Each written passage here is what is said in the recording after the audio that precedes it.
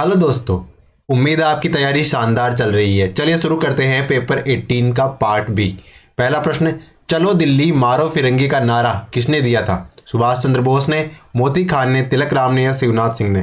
तो इसका आंसर हो जाएगा ऑप्शन डी। जो शिवनाथ सिंह है ना, उन्होंने नारा दिया था चलो दिल्ली मारो फिरंगी का, है ना।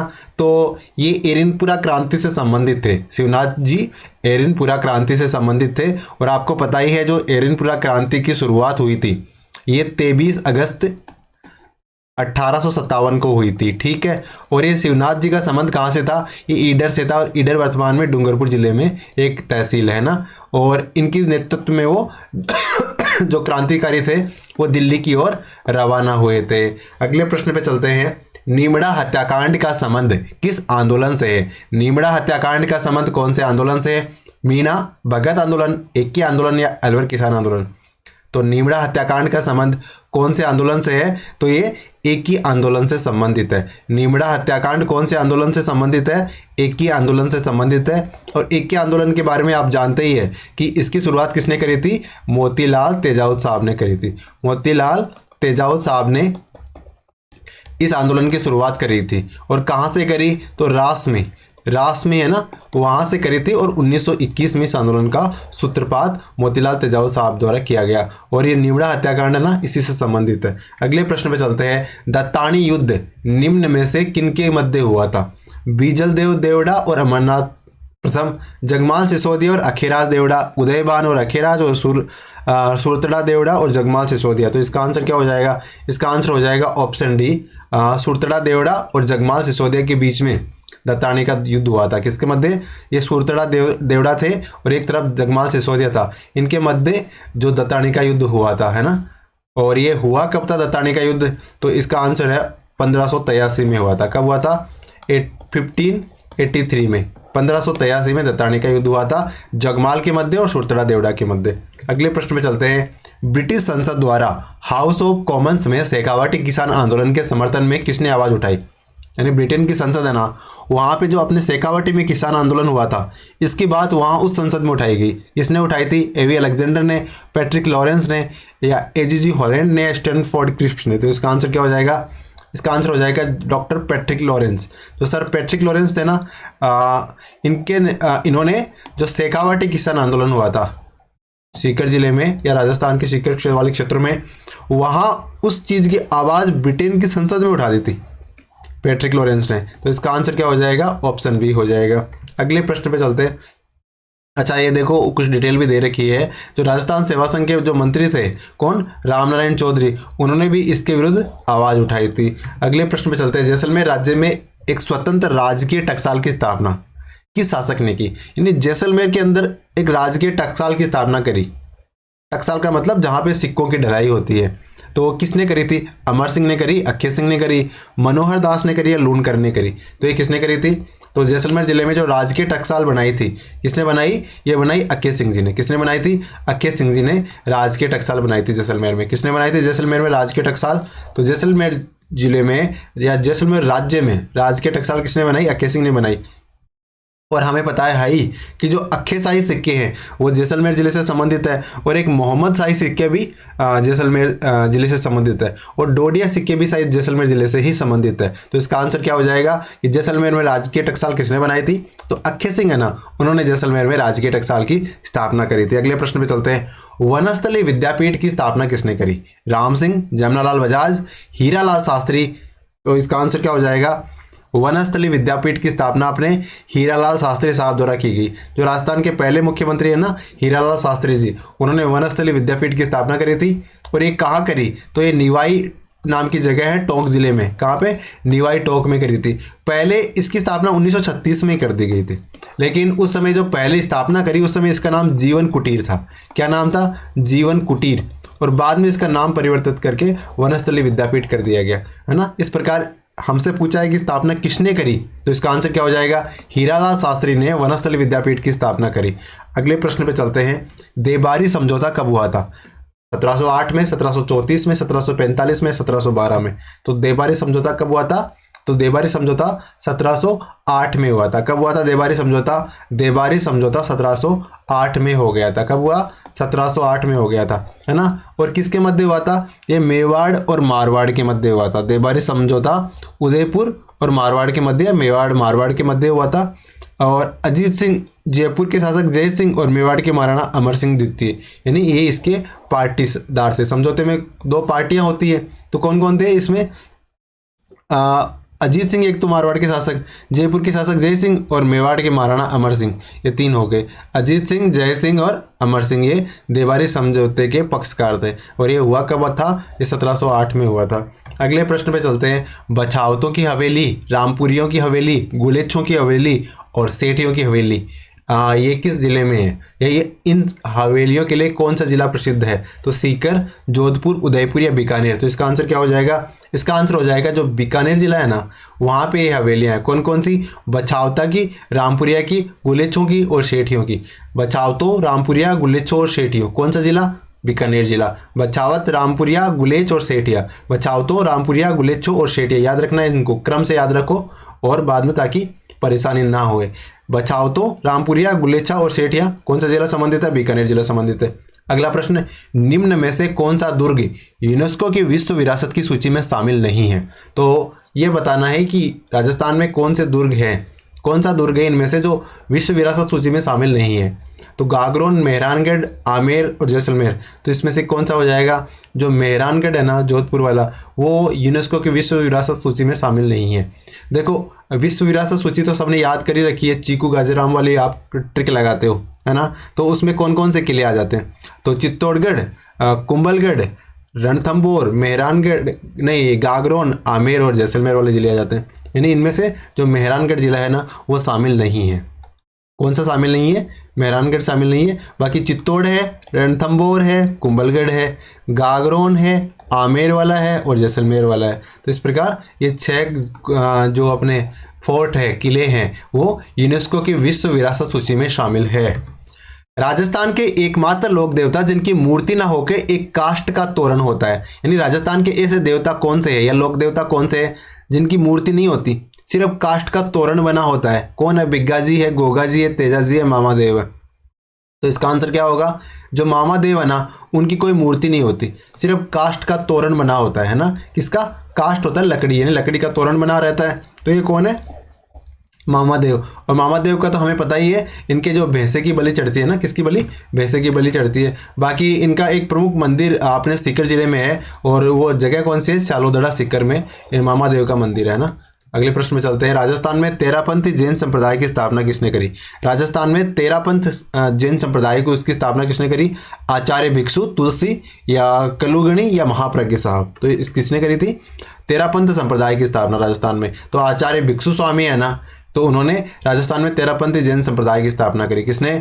आचार्य भिक्षु स्वामी जी ने। ठीक है, तेरापंथी जैन संप्रदाय की स्थापना आचार्य भिक्षु स्वामी जी ने करी थी। और कब करी ये पूछे हमसे, तो ये 1760 में करेगी। कब करेगी? 1760 में, है ना। 1760 में तेरापंथी संप्रदाय जैन संप्रदाय की स्थापना करी, आचार्य भिक्षु स्वामी द्वारा करेगी, और 1760 में करेगी। अगला प्रश्न है, गोमती सागर पशु मेला कब बढ़ता है? कहाँ बढ़ता है ये पूछा है? चित्तौड़ में, झालरापाटन में, कुंभलगढ़ में या सीकर में? तो ये कहाँ बढ़ता है गोमती सागर पशु मेला? तो ये झालरापाटन झालावाड़ में बढ़ता है। कहाँ बढ़ता है? झालरापाटन झालावाड़ में गोमती सागर पशु मेला बढ़ता है। ठीक है, और ये बढ़ता कब से कब तक है? तो ये श्रावण की पूर्णिमा से शुरू हो जाता है। श्रावण महीने की जो पूर्णिमा आती है ना, उससे शुरू हो जाता है और भादवे की पूर्णिमा तक चलता रहता है, यानी लगभग 1 माह ही चलता है। श्रावण माह की पूर्णिमा से लेकर भाद्रपद माह की पूर्णिमा तक चलता है। और कहाँ बढ़ता है? तो झालरापाटन झालावाड़ में बढ़ता है। अगले प्रश्न पे चलते हैं। राजस्थान का एकमात्र नृत्य जो मृत्यु के अवसर पे किया जाता है, मछली, घूमर घुमरा, चरवा या गेर? तो इसका आंसर क्या हो जाएगा? Option B. जो घूमर घुमरा नृत्य है ना, वो मृत्यु के अवसर पे किया जाता है। इसके अवसर पे? मृत्यु के अवसर पे। और करा कहाँ जाता है? तो अपना जो वागड़ क्षेत्र है ना, वागड़ क्षेत्र माने डूंगरपुर बांसवाड़ा वाला क्षेत्र, वहाँ पे ये किया जाता है और मृत्यु के अवसर पे किया जाता है। नृत्य का नाम है घूमर घुमरा। और जब ये नृत्य किया जाता है तो एक गीत गाया जाता है। गीत कौन सा है? तो इसे रतन राणा का गीत भी कहते हैं और मरसिया गीत भी कहते हैं, है ना। रतन राणा गीत कह दो चाहे मरसिया गीत कह दो, ये घूमर घूमर घुमरा नृत्य करते टाइम किया गाया जाता है और मृत्यु के अवसर पर नृत्य किया जाता है। अगले प्रश्न पे चलते हैं। किस चित्रशैली के चित्रकार चित्रों के नीचे अपना नाम और तिथि लिखते हैं? यानी कौन सी चित्रशैली है जिसके चित्रकार चित्र तो बना देंगे, उसके नीचे अपना नाम लिखेंगे और डेट लिखेंगे? जयपुर, बीकानेर, जैसलमेर या नाथद्वारा। तो इसका आंसर क्या है? इसका आंसर होगा जो बीकानेर चित्रशैली है। कौन सी? बीकानेर चित्रशैली में चित्रकार पहले तो चित्र बना देंगे बढ़िया सा, है ना, और फिर उसके नीचे अपना नाम लिखेंगे और डेट लिखेंगे। ठीक है, तो ये बीकानेर चित्रशैली है, इस प्रकार की चित्रशैली। अगले प्रश्न पे चलते हैं। और बीकानेर चित्रशैली के बारे में बताया हुआ है कि जो ये चित्रशैली है, बीकानेर चित्रशैली, ये राय सिंह के शासनकाल में प्रारंभ हुई थी। जो बीकानेर के राजा थे ना राय सिंह, उनके शासनकाल में बीकानेर चित्रशैली का प्रादुर्भाव हुआ था या प्रारंभ हुई थी। अगले प्रश्न पे चलते हैं। राजस्थान में शुष्क सागवान वनों की बहुलता किन जिलों में पाई जाती है? बांसवाड़ा, प्रतापगढ़, डूंगरपुर या इन सभी में? तो इसका आंसर क्या हो जाएगा? शुष्क सागवान वनों की बहुलता राजस्थान में बांसवाड़ा में, प्रतापगढ़ और डूंगरपुर, इन सारे जिलों में ही शुष्क सागवान वन पाए जाते हैं ना। बांसवाड़ा में पाए जाते हैं, प्रतापगढ़ में पाए जाते हैं और डूंगरपुर में पाए जाते हैं। यानी जो अपना दक्षिणी राजस्थान है ना, दक्षिणी साउथ वाला राजस्थान, उस साइड में ये शुष्क सागवान वन पाए जाते हैं। ये वाला एरिया मान लो, है ना, शुष्क सागवान वनों के लिए। अगले प्रश्न पे चलते हैं। राजस्थान की कुल अंतर्राष्ट्रीय सीमा की लंबाई 5920 किलोमीटर है। सर्वाधिक लंबी अंतर्राष्ट्रीय सीमा बाड़मेर से लगती है। तो ये कथन कौन से सही है ये बताना है हमें। तो कुल अंतर्राष्ट्रीय सीमा की लंबाई 5920 किलोमीटर है क्या? नहीं, ये तो गलत है। और सबसे लंबी अंतर्राष्ट्रीय सीमा बाड़मेर की है? नहीं, ये भी सही नहीं है। तो इसका आंसर क्या होगा? एक भी सही नहीं है और दूसरा भी सही नहीं है। तो इस प्रकार कोई भी सही नहीं है, तो इसका आंसर ऑप्शन डी हो जाएगा। और जैसे अंतर्राष्ट्रीय सीमा रेखा की बात करें राजस्थान से लगती हुई, तो वो कितनी है? 1070 किलोमीटर है। ठीक है, और टोटल राजस्थान की जो सीमा है वो 5920 पे, ठीक है, जिसमें राष्ट्रीय और अंतर्राष्ट्रीय दोनों शामिल है। और सबसे अधिक अंतर्राष्ट्रीय सीमा बनाने वाला जिला कौन सा? बाड़मेर नहीं है। कौन सा है? अपना जो जैसलमेर जिला है ना, वो सबसे ज़्यादा सीमा बनाता है। कितना बनाता है? 464 किलोमीटर बनाता है ना पाकिस्तान के साथ। और बाड़मेर कितना बनाता है? फिर बाड़मेर 228 किलोमीटर बनाता है। ठीक है, अगले प्रश्न पे चलते हैं। लूनी की एकमात्र सहायक नदी जो अरावली की पहाड़ियों से नहीं निकलती कौन सी है? जवाई है, जोजड़ी है, सूकड़ी है या बांडी है? तो कौन सी नदी होगी वो? तो लूनी की सहायक नदियों में कौन सी नदी है जो अरावली से नहीं निकलती? वो है जोजड़ी। कौन सी है? जोजड़ी। और ये कहाँ से निकलती है? ये नागौर जिले में एक पोडलू गांव है। कौन सा? पोडलू गांव नागौर जिले में है, वहाँ से निकलती है और लूनी नदी में मिल जाती है। लेकिन ये मतलब अरावली की पहाड़ियों से प्रारंभ नहीं होती। तो इस प्रकार इसका आंसर क्या हो जाएगा? ऑप्शन बी जोजड़ी हो जाएगा। अगले प्रश्न पे चलते हैं। राजस्थान के धूसर या सिरोजम जो मृदा होती है ना, उसका विस्तार कौन से जिलों में? नागौर में है, अजमेर में है, पाली में है, इन सभी में? तो इसका आंसर क्या हो जाएगा? ऑप्शन डी, इन सभी जिलों में सिरोजम या धूसर मृदा का विस्तार है। तो इस प्रकार जैसे ये अपना राजस्थान हो गया, है ना, तो इसमें जो नागौर जिला है ये नागौर हो गया, और ये अजमेर हो गया, और ये पाली हो गया। तो इन जिलों में ये सिरोजम या धूसर मृदा का विस्तार है ना। अगले प्रश्न पे चलते हैं। ल्हासी सिंचाई परियोजना किस जिले से संबंधित है? ल्हासी सिंचाई परियोजना कौन से जिले से संबंधित है? बारां, जयपुर, भीलवाड़ा या अजमेर? तो ल्हासी सिंचाई परियोजना का संबंध बारां जिले से। कौन से जिले से? बारां जिले से ल्हासी सिंचाई परियोजना का संबंध है। ठीक है, और हरिश्चंद्र सागर का बताओ ये किस जिले से संबंधित है? तो हरिश्चंद्र सागर है ना, ये कोटा जिले से संबंधित है। ल्हासी है वो बारां से है ना, ल्हासी बारां जिले से और हरिश्चंद्र सागर कोटा जिले से। अगले प्रश्न में चलते हैं। सेंट गेबोन ग्लास फैक्ट्री कहाँ पे है? सेंट गेबोन ग्लास फैक्ट्री कहाँ पे है? जयपुर में, अलवर में, बीकानेर में, सीकर में? तो सेंट गेबोन ग्लास फैक्ट्री है वो अलवर में है। अलवर में एक जगह पड़ती है कहरानी, कहरानी में है। कहाँ पे? कहरानी, अलवर में। कौन सी glass factory? Saint Gobain glass factory. ठीक है, अगले प्रश्न पे चलते हैं।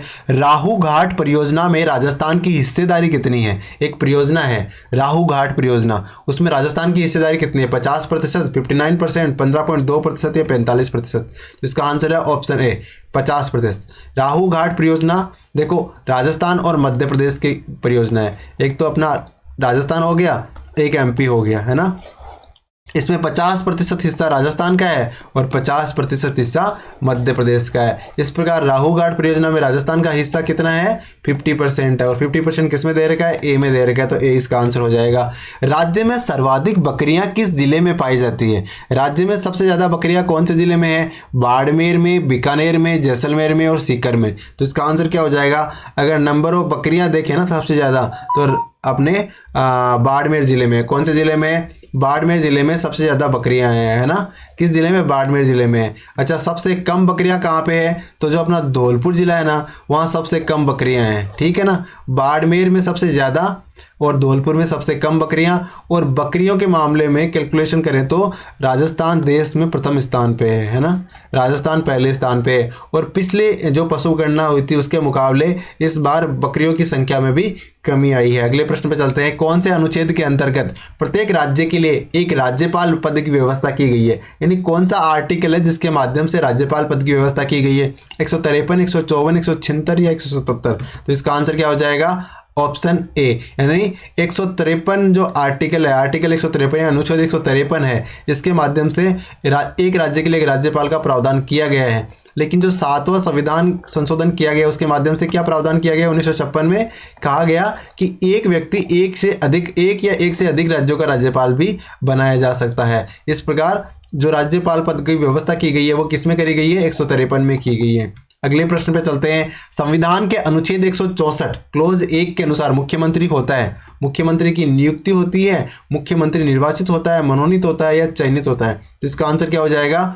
ऑप्शन डी, यानी संविधान के आर्टिकल 164 के अनुसार मुख्यमंत्री नियुक्त होता है। तो 164 में क्या कहा गया है कि राज्यपाल मुख्यमंत्री की नियुक्ति करेगा और मुख्यमंत्री की सलाह से अन्य मंत्रियों की नियुक्ति की जाएगी। तो मुख्यमंत्री की नियुक्ति कौन करता है? राज्यपाल करता है, और मुख्यमंत्री की नियुक्ति की जाती है। और ये जो प्रावधान है वो कौन से अनुच्छेद में है? वो आर्टिकल 164 में है। अगले प्रश्न पे चलते हैं। राज्य विधान परिषद के सदस्यों का कार्यकाल कितना होता है? जो विधान परिषद होती है ना, उनके सदस्यों का कार्यकाल कितना होता है? 7 साल, 6 साल, 5 साल या 8 साल? तो विधान परिषद के सदस्यों का कार्यकाल कितना होता है? ये होता है अपना 6 साल। यानी विधान परिषद के सदस्य या राज्यसभा के सदस्य कितने समय के लिए रहते हैं? ये 6 साल के लिए रहते हैं। और ये विधान परिषद भी अगर बन गया तो कैसा सदन होता है? ये स्थायी सदन होता है। स्थायी सदन का मतलब ये कभी भंग नहीं होता है ना। या तो इसकी समाप्ति होती है बाद में, अगर होती है तो ये भंग नहीं होता है। और इसके जो सदस्य होते हैं हर 2 साल से 1/3 सदस्य छुट्टी पे जाते रहते हैं, मतलब रिटायर होते रहते हैं, और उनकी जगह बाद में नए बंदे आते रहते हैं। इस प्रकार ये विघटित नहीं होती कभी भी। अगले प्रश्न में चलते हैं। अरुणाचल प्रदेश, नागालैंड और मिजोरम कौन से हाई कोर्ट के अंतर्गत आते हैं? अरुणाचल, नागालैंड और मिजोरम कौन से हाई कोर्ट के अंतर्गत आते हैं? मेघालय, त्रिपुरा, गुवाहाटी या डिब्रूगढ़? तो अरुण, नाग और मिजो किसके अंतर्गत आते हैं? ये गुवाहाटी हाई कोर्ट है ना, आसाम वाला, उसी के अंतर्गत अरुण, नाग और मिजोरम वाले जो हाई कोर्ट है ना, वो इसी के अंडर आते हैं। अगले प्रश्न पे चलते हैं। पंचायती राज संस्थाओं का कार्यकाल किस अनुच्छेद में उल्लेखित है? तो पंचायती राज संस्थाओं का कार्यकाल कौन से अनुच्छेद में, कौन से आर्टिकल में है? 243C में है, 243D में है, 243E में है, 243F में है? तो देखो, जो पंचायती राज समिति संस्थाएं हैं, जो ग्राम पंचायतें हो गए, पंचायत समिति हो गई है ना, इनका जो कार्यकाल है ना, टाइम पीरियड कितने समय के लिए रहेगी, ये किस आर्टिकल में बताया गया है? तो ये बताया गया है 243E में बताया गया है। किसमें बताया गया है? 243E में बताया गया है ना। और देखो कार्यकाल की बात करते तो इनका कार्यकाल कितना होता है? ग्राम पंचायतों का 5 साल होता है। और जो ई है ना, ई, ये कौन से नंबर का लेटर है वर्णमाला में? ये 5वें नंबर का लेटर है। तो इस प्रकार इसको रिलेट कर सकते हैं कि जो 243E है ना, वो पदावधि या कार्यकाल से संबंधित है ना। तो 243E कार्यकाल से संबंधित है। बाकी जो 243C है, 243C का किस पर्पज के लिए? ये पंचायतों के गठन से संबंधित है, ठीक है। और 243D आरक्षण से संबंधित है। यानी डी है ना, 243 क्लोज डी, ये आरक्षण से संबंधित है, रिजर्वेशन से संबंधित है, जिसके माध्यम से महिलाओं को आरक्षण दिया गया है और SC ST को आरक्षण दिया गया है। और फिर जो 243F है, इसमें निर्हता यानी योग्यता संबंधी प्रावधान 243F में किया गया है। अगले प्रश्न पे चलते हैं। लोक सेवा आयोग संबंधी प्रावधान संविधान के किस अनुच्छेद में है? लोक सेवा आयोग के प्रावधान है ना, संविधान के कौन से अनुच्छेद में है? 315 से 323, 315 से 370, 318 से 330 या 320 से 330। तो इसका आंसर हो जाएगा ऑप्शन ए। यानी जो संविधान के अनुच्छेद 315 से लेके 323 तक है, कौन से 315 नंबर आर्टिकल से के लेके 323 तक के आर्टिकल है ना, वो लोक सेवा आयोग से संबंधित है। लोक सेवा में संघ लोक सेवा भी शामिल है और राज्य लोक सेवा संबंधी प्रावधान भी शामिल है। ये किस में दे रखे हैं, ये 315 से लेके 323 में है। ठीक है, अगले प्रश्न पे चलते हैं। राज्यपाल द्वारा नगर निकायों के सुदृढ़ वित्तीय हित में सौंपे गए अन्य कार्यों के संबंध में राज्य वित्त आयोग उत्तरदायी होता है? नहीं होता है, आयोग की इच्छा पर या कोई नहीं।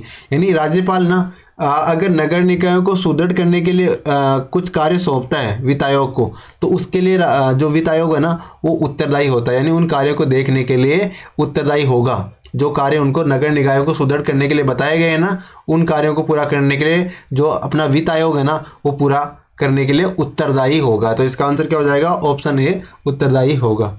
अगले प्रश्न पे चलते हैं। धन विधेयक को राज्य विधान परिषद द्वारा कितनी अवधि तक रोका जा सकता है? यानी धन विधेयक है तो राज्य में विधान परिषद बनी हुई है, तो विधान परिषद कितने समय के लिए उस धन विधेयक को रोक सकती है? 1 महीने के लिए, 3 महीने के लिए, 6 महीने के लिए, 14 दिन के लिए? तो इसका आंसर क्या हो जाएगा, अगर कोई धन विधेयक है और राज्य में विधान परिषद है और विधान परिषद में वो विधेयक भेजा गया है, तो उस परिस्थिति में जो विधान परिषद है उसे 14 दिन के लिए ही रोक सकते हैं। कितने दिन के लिए? 14 डेज के लिए ही रोक सकती है।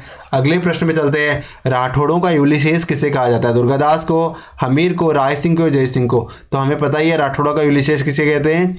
ये दुर्गादास राठौड़ है ना, इनको राठौड़ों का यूलिसेस कहते हैं। और इनका संबंध आपको पता ही है जोधपुर जिले से। इनका जन्म कब हुआ था? तो इनका जन्म 1638 को हुआ था और इनके पिता कौन थे? आस्करण थे। और इनकी छतरी कहाँ पे बनी है? तो जो उज्जैन मध्य प्रदेश है ना, वहाँ पे क्षिप्रा नदी के तट पे इनकी छतरी बनी हुई है। अगले प्रश्न पे चलते हैं। हमीर देव चौहान ने अलाउद्दीन खिलजी के किस विद्रोही को शरण दी थी? यानी हमीर देव चौहान थे रणथंभौर के, उन्होंने अलाउद्दीन खिलजी के एक विद्रोही को शरण दी थी। कौन था वो? उलुग खां, मोहम्मद शाह, वजीर खान या इमाम खान? तो कौन था वो था मोहम्मद शाह। यानी हमीर देव चौहान ने मोहम्मद शाह को अलाउद्दीन खिलजी का जो विद्रोही था उसे शरण दी थी, है ना। और ये कौन था? ये मंगोल सेनानायक था। और इसका चक्कर अलाउद्दीन की जो वाइफ थी उसके चिमना बेगम जो मराठा रानी थी उसके साथ चल गया था। इस कारण इसने विद्रोह कर दिया था और फिर ये अलाउद्दीन जो हमीर है उसके शरण में आ गया। तो हमीर ने जो शरण में आए हुए शरणागत की रक्षा करना जो राजपूत है वो अपना कर्तव्य मानते थे, तो उसने कहा कि अब तो जान ही दे देंगे भले ही, लेकिन शरण में आए हुए व्यक्ति को हम बाहर नहीं निकालेंगे। तो इसका आंसर क्या हो जाएगा? ऑप्शन बी हो जाएगा। भरतपुर के जाट राजवंश का संस्थापक कौन माना जाता है? जो भरतपुर का जो जाट राजवंश था उसका संस्थापक किसे माना जाता है? सूरजमल जी को, चूड़ामन को, बदन सिंह को या बंजा को? तो इसका आंसर क्या हो जाएगा? जो भरतपुर के जो जाट राजवंश है उसका संस्थापक किसे माना जाता है? ये चूड़ामन साहब को माना जाता है। किसे? चूड़ामन साहब को जाट राजवंश का संस्थापक माना जाता है। और इन्होंने थून का किला बनवाया था, है ना, और जाट राजवंश की स्थापना करी थी। कई बार हम कंफ्यूज हो जाते हैं कि सूरजमल जी ने जाट राजवंश की स्थापना करी, इन्होंने जाट राजवंश को बहुत ज़्यादा प्रतापी बनाया, है ना, और अपना यश चारों तरफ फैलाया था, लेकिन स्थापना चूड़ामन जी ने करी थी। किसने करी? चूड़ामन जी ने करी थी। तो इसका आंसर क्या हो जाएगा? ऑप्शन बी हो जाएगा। जैसलमेर को किस प्राचीन नाम से जाना जाता है? मांड, वल्ल, दुग्गल, ये सभी? तो इसका आंसर हो जाएगा ये सभी। यानी जैसलमेर को मांड भी कहते हैं, वल्ल भी कहते हैं और दुग्गल भी कहते हैं। ठीक है ना। तो इस प्रकार क्या हो जाएगा? ऑप्शन डी इसका आंसर हो जाएगा ये सभी। तो हमें कैसे पता चला कि जैसलमेर के लिए ये नाम का प्रयोग किया जाता है? तो एक प्रतिहार शासक था, उसका नाम है कक्कुग, उसने एक शिलालेख खुदवाया था। कौन सा? गठियाला शिलालेख। उसमें लिख रखा है जैसलमेर के लिए, जैसे जैसलमेर को मांड भी कहा है, वल्ल भी कहा है और त्रावणी शब्द का उपयोग भी जैसलमेर राज्य के लिए किया है। तो इसका आंसर ऑप्शन डी हो जाएगा। नीमू चढ़ा किसान आंदोलन को किस पुस्तक में उठाया गया? जो नीमू चढ़ा किसान आंदोलन ना जिससे उसे किस पुस्तक में उठाया गया? रंगभूमि, पुकार, पोपाबाई की पोली, इनमें से कोई नहीं। तो इसका आंसर क्या हो जाएगा? जो पुकार है ना, पुकार नाम की किताब, उसमें नीमू चढ़ा किसान आंदोलन का उल्लेख किया गया है। और ये किताब लिखी किसने? तो ये माधो सिंह जी और गोविंद सिंह जी थे, इन्होंने किताब लिखी थी, उन्होंने इस किताब में उल्लेख किया है। और जो नीमू चढ़ा किसान आंदोलन के बारे में तो आपको पता ही है कि गांधी जी ने क्या कहा था इसके बारे में कि ये डबल डायरीज में है। क्या है? दोहरा डायरीज में है। अगले प्रश्न में चलते हैं। चिड़ावा के गांधी के रूप में किसे जाना जाता है, यानी इनमें से कौन है जिन्हें चिड़ावा का गांधी कहते हैं? मास्टर प्यारेलाल जी, जमनालाल बजाज, गोकुल भाई भट्ट या भोगीलाल पांड्या? तो इसका आंसर क्या हो जाएगा? चिड़ावा के गांधी कौन है? मास्टर प्यारेलाल है ना, इन्हें चिड़ावा के गांधी के रूप में जाना जाता है। किसे? मास्टर प्यारेलाल को चिड़ावा के गांधी के रूप में जाना जाता है। और मास्टर प्यारेलाल जी ने क्या किया था? एक संगठन का गठन किया था, अमर सेवा समिति। कौन सा? अमर सेवा समिति की स्थापना करी थी इन्होंने। ठीक है, किसने करी? मास्टर प्यारेलाल जी ने करी थी। और इन्हें चिड़ावा का गांधी भी कहते हैं, है ना। चिड़ावा कहाँ है? तो ये झुंझुनू जिले में पड़ता है। जागती ज्योत पत्रिका का प्रकाशन किसके द्वारा किया गया? एक पत्रिका है जागती ज्योत, उसका प्रकाशन किसके द्वारा किया जाता है? राजस्थानी भाषा साहित्य संस्कृति अकादमी, साहित्य अकादमी, ललित कला अकादमी या सिंधी अकादमी? तो इसका आंसर क्या हो जाएगा? जागती ज्योत पत्रिका है, ये राजस्थानी भाषा साहित्य और संस्कृति अकादमी के द्वारा प्रकाशित की जाती है। और ये संस्था कहाँ पे स्थापित है? तो ये बीकानेर जिले में है। कहाँ की संस्था है? बीकानेर जिले में है ये संस्था, इसका हेडक्वार्टर बीकानेर जिले में है। और ये जो पत्रिका चलाती है, प्रकाशित करती है, उसका नाम क्या है? उसका नाम है जागती ज्योत। ठीक है, अगले प्रश्न पे चलते हैं। गोराधाय की छतरी किस स्थान पे है? जालौर में, उदयपुर में, बाड़मेर में या जोधपुर में? तो गोराधाय की छतरी कहाँ पे है? गोराधाय की छतरी है जोधपुर जिले में। किस जिले में? जोधपुर जिले में। और गोराधाय की छतरी की निर्माण किसने कराया था? तो महाराजा अजीत सिंह है ना, इन्होंने गोराधाय की छतरी का निर्माण कराया था। और जो गोराधाय है इन्हें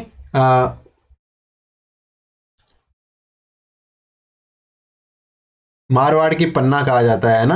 अगले प्रश्न पे चलते हैं। गोटा बनाने का कारखाना कहा जाता है? गोटा बनाने का कारखाना होता है ना, उसे क्या कहते हैं? रूपला कहते हैं, जड़ा कहते हैं, गुवरिया कहते हैं, गराला कहते हैं। तो जिस स्थान पे गोटा को बनाया जाता है उसे गुवरिया कहते हैं। क्या कहते हैं? गुवरिया। यानी गोटा बनाने का जो कारखाना होता है या फिर जहाँ पे गोटा बनाया जाता है उसे क्या कहते हैं? गुवरिया कहते हैं। चोटीला पीर का उर्स किस स्थान पे बढ़ता है? चोटीला पीर का उर्स बढ़ता है, राजस्थान में कई उर्स प्रसिद्ध है ना। तो इनमें से चोटीला पीर का जो उर्स है वो कहाँ पे बढ़ता है? जयपुर में, पाली में, अजमेर में या जालौर में? तो कहाँ पे बढ़ता है चोटीला पीर का उर्स? तो ये पाली जिले में बढ़ता है। कहाँ पे? पाली जिले में। तो पाली जिले में एक पीर दुल्ले शाह जी की दरगाह है। किसकी? दुल्ले शाह जी की दरगाह है, वहाँ पे ये चोटीला पीर का उर्स बढ़ता है। और ये कब बढ़ता है ये पूछे तो एक कार्तिक महीने की जो शुक्ल पक्ष होता है ना उसकी एक और दूज को बढ़ता है। यानी कार्तिक उतरता की एक और दूज ने चोटीला पीर को उर्स भरे है। ठीक है, खटे भरे वो तो पाली जिला का महीना भरे है। कुल दलहन उत्पादन में राजस्थान को स्थान है? कुल दलहन उत्पादन में राजस्थान का कौन सा स्थान है? पहला, दूसरा, तीसरा या चौथा? तो कुल दलहन उत्पादन में राजस्थान का कौन सा स्थान है? तो राजस्थान का पहला स्थान है। दलहन उत्पादन में राजस्थान को पहला स्थान है। ठीक है, तो ये देखो अगर हम बात करें पूरे देश में दलहन की तो कुल दलहन का 19.41% राजस्थान में ही उत्पादन होता है। ठीक है ना, लगभग 20% मान सकते हैं इसे कि पूरे देश में जितना भी जो दालें उत्पादित होती है उसका लगभग 20% यानी 19.41% राजस्थान में पैदा होती है। वहीं बाजरा में प्रथम स्थान पे है, यानी अगर पूरे देश में 100 बाजरा उत्पादित होता है तो उसमें 45.56 हमारे यहाँ ही उत्पादन होता है, राजस्थान में उत्पादित होता है। कितना? 45.56% राजस्थान में उत्पादित होता है। और वहीं अगर राई और सरसों की बात करें, किसकी? राई और सरसों की बात करते हैं तो टोटल उत्पादन का 46.28% राजस्थान में ही उत्पादित होता है। कितना? 46.28% राजस्थान में ही उत्पादन होता है। अगले प्रश्न में चलते हैं। बाजरा उत्कृष्टता केंद्र कहाँ पे है? जयपुर में, जोधपुर में, बाड़मेर में या जालौर में? तो बाजरा उत्कृष्टता केंद्र कहाँ पे है? तो बाजरा उत्कृष्टता केंद्र है जोधपुर जिले में। कहाँ पे? बाजरा उत्कृष्टता केंद्र जोधपुर जिले में है। लेकिन आपसे पूछें कि बाजरा अनुसंधान केंद्र कहाँ पे है? तो ये बाड़मेर में। यानी उत्कृष्टता का केंद्र तो जोधपुर में है ना, लेकिन अनुसंधान का केंद्र कहाँ पे है? ये बाड़मेर जिले में। ठीक है ना, इसमें कंफ्यूज नहीं होना है। भू उपयोग सांख्यिकी के अनुसार राजस्थान में शुद्ध बोया गया क्षेत्र कितना है? यानी जो वर्तमान डेटा आया है, नया डेटा आया है भू उपयोग सांख्यिकी का, उसके अनुसार राजस्थान में शुद्ध बोया गया क्षेत्र कितना है? 52.58, 55.55, 60.62 या 40.22? तो इसका आंसर क्या हो जाएगा? जो टोटल एरिया है उसका शुद्ध बोया गया क्षेत्र कितना है? 52.58%। यानी 52.58% पे राजस्थान में शुद्ध बोया गया क्षेत्र है। यहाँ पे मतलब फसल उत्पादित की गई है। सबसे छोटे कृषि जलवायु प्रदेश में शामिल जिले कौन से हैं? यानी सबसे छोटा कृषि जलवायु प्रदेश कौन सा है? तो वह है 4B। कौन सा है? 4B। उसमें कौन से जिले शामिल है? डूंगरपुर, प्रतापगढ़, बांसवाड़ा या सभी? तो इसका आंसर क्या हो जाएगा? तो 4B में कौन कौन से जिले शामिल है? डूंगरपुर भी है, प्रतापगढ़ भी है, बांसवाड़ा भी है। यानी ये सारे जिले 4B में शामिल है। और 4B का अगर पूरा नाम देखें कृषि जलवायु प्रदेश का, तो इसे आर्द्र दक्षिणी मैदानी प्रदेश भी कहते हैं। क्या कहते हैं? आर्द्र दक्षिणी मैदानी प्रदेश भी कहा जाता है। और यह सबसे छोटा कृषि जलवायु प्रदेश है, ध्यान रखना है ना। और डूंगरपुर, प्रतापगढ़ और बांसवाड़ा जिले इसमें शामिल है। आफरे की स्थापना कब हुई थी? 1980 में, 1987 में, 1995 में या 2002 में? तो आफरे की स्थापना कब हुई थी? आफरे की स्थापना हुई थी 1987 में। कब हुई? 1987 में। 1987 में आफरे की स्थापना हुई है ना। तो इसका पूरा नाम क्या है? शुष्क वन अनुसंधान संस्थान, एरिड फॉरेस्ट रिसर्च इंस्टीट्यूट इसका फुल फॉर्म है। और इसकी स्थापना 1987 में हुई थी। अगले प्रश्न पे चलते हैं। राजस्थान किसान विकास योजना किस वर्ष प्रारंभ हुई? राजस्थान किसान विकास योजना कौन से वर्ष प्रारंभ हुई? 2005-06 में, 2007-08 में, 2008-09 में या 2010-11 में? तो कब हुई थी राजस्थान किसान विकास योजना? तो राजस्थान किसान विकास योजना की शुरुआत 2007-08 में हुई। कब हुई? 2007-08 में राजस्थान किसान विकास योजना की शुरुआत हुई थी, है ना। अगले प्रश्न पे चलते हैं। और इसमें जो वित्त पोषण है उसमें केंद्र और राज्य का अनुपात कितना है? 60% केंद्र का है और 40% राज्य का है। यानी राजस्थान की ज़्यादातर योजनाएं हैं उनमें 60-40 का ही रेशियो है। लेकिन कुछ योजनाएं ऐसी है जिनमें रेशियो थोड़ा डिफर है, उनको ध्यान रखना आवश्यक होता है। बाकी में आपको 60-40 ही लगाना होता है ना। तो राजस्थान किसान विकास योजना 2007-08 में शुरू, और इसमें जो वित्त पोषण है वो 60-40। अगले प्रश्न में चलते हैं। कुएं और नलकूप से सिंचाई में नई रिपोर्ट के अनुसार पहला जिला कौन सा है? यानी कौन सा जिला है जहां पे सर्वाधिक कुएं और नलकूप से सिंचाई की जाती है? जयपुर, जोधपुर, अजमेर या नागौर? तो इसका आंसर क्या होगा? इसका आंसर होगा ऑप्शन बी। जोधपुर जिला है ना, वो कुएं और नलकूप से सिंचाई में सबसे टॉप पे है, ठीक है ना। लेकिन अगर हम कुएं और नलकूप दोनों में देखते हैं तो कौन सा है? जोधपुर है। अगर हम सिर्फ कुएं की बात करें तो कौन सा है? सिर्फ कुएं में झालावाड़ है। और सिर्फ नलकूप में टॉप की बात करें तब सिर्फ नलकूप में जोधपुर है, और दोनों में जोधपुर है।